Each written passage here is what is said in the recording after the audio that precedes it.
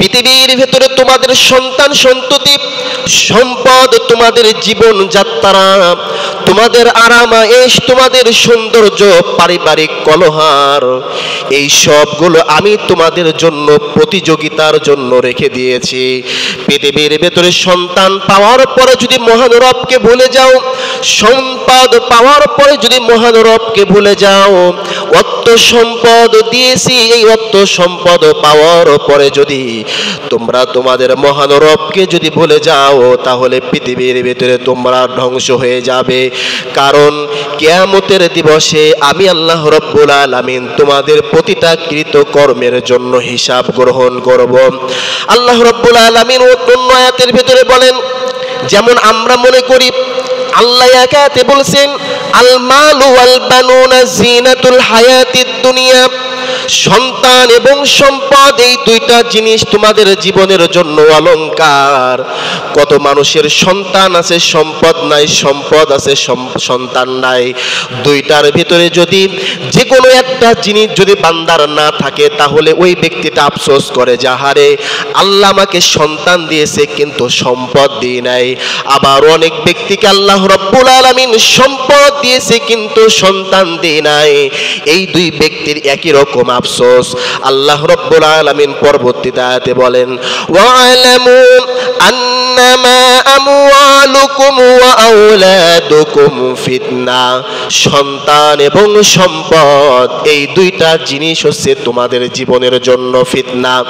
তাহলে বন্ধুগণ আমার, আল্লাহ প্রথম আয়াতে বললেন সন্তান এবং সম্পদ তোমাদের জন্য অলংকার, আবার দ্বিতীয় আয়াতে বললেন সন্তান এবং সম্পদ তোমাদের জন্য ফিতনা, তোমাদের জন্য ক্ষতিকর বস্তু। তাহলে আল্লাহ দুই আয়াতে দুই ধরনের কথা কেন বললেন? কারণ সন্তান একটি পিতামাতার জন্য তখনই অলংকার যখন সন্তান 5 ওয়াক্ত সালাত আদায় করবে, যখন সন্তান ভালো কাজ করবে, যখন সন্তান ইসলামের সকল কাজ করবে, তখন ওই সন্তান পিতামাতার জন্য অলংকার। আর ওই সন্তান যদি ভালো কাজ না করে, তাহলে ওই সন্তান পিতামাতার জন্য ফিতনা। আবার সেই রূপ সম্পদ পিতামাতার জন্য অলংকার। সম্পদ যখন মানুষ ভালো কাজে ব্যয় করবে, মসজিদে দান করবে, মাদ্রাসায় দান করবে, ভালো কাজে দান করবে, তখন ওই দানটা যখন সদকায়ে জারিয়া হিসাবে আল্লাহর কাছে পৌঁছাবে, তখন ওই সম্পদ ওই বান্দার জন্য অলংকার।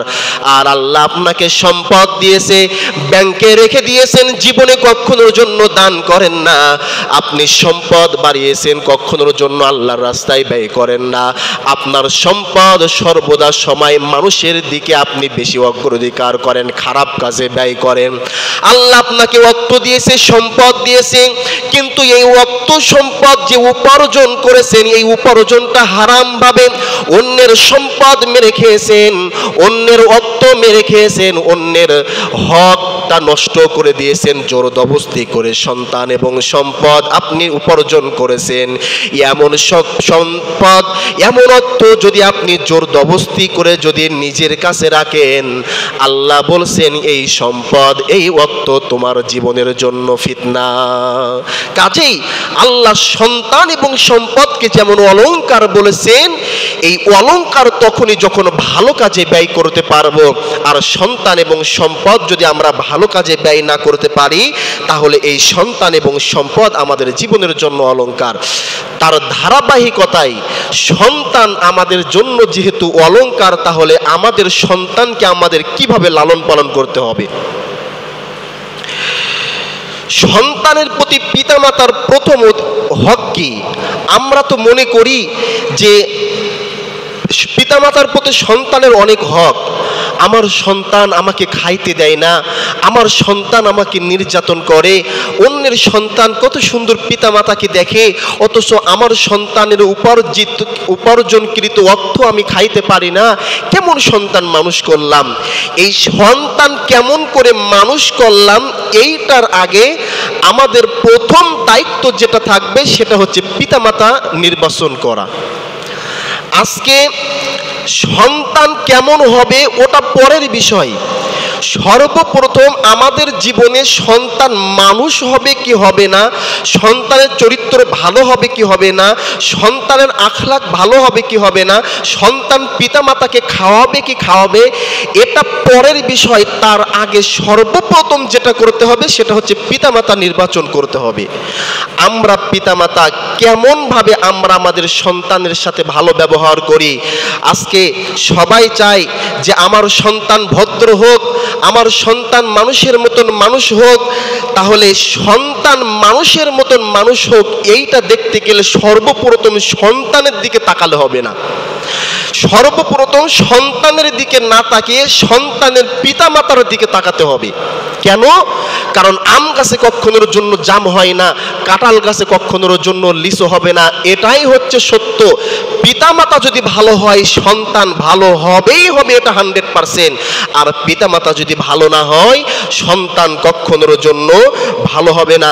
কাজেই ছোট্ট বাচ্চা, তার সামনে আপনি যদি ছোট্ট বাচ্চা 2 বছর 3 বছর বয়স বা 1 বছর বয়স, ওর আচরণটা যদি ভালো দেখতে চান, ওর স্বভাব চরিত্র যদি ভালো দেখতে চান, তাহলে ওই ছোট্ট বাচ্চার সামনে সর্বপ্রথম আপনি পিতামাতা আপনার আচরণটা ভালো করতে হবে।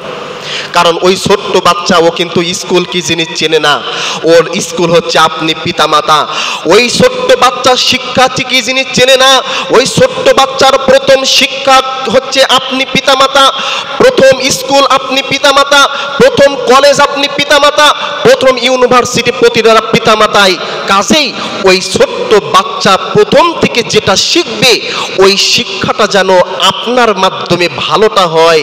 ওর সামনে আপনারা স্বামী স্ত্রী আচরণগতভাবে খারাপ দুইজনের সাথে খারাপ ব্যবহার করছেন, ছোট্ট বাচ্চার সামনে আপনারা নেশাদার দ্রব্য পান করছেন, ছোট্ট বাচ্চার সামনে আপনি পিতামাতা গালি দিচ্ছেন, ছোট্ট বাচ্চার সামনে আপনি পিতামাতা যে আচরণটাই করবেন ওই ছোট্ট বাচ্চা সেই আচরণটাই শিখবে।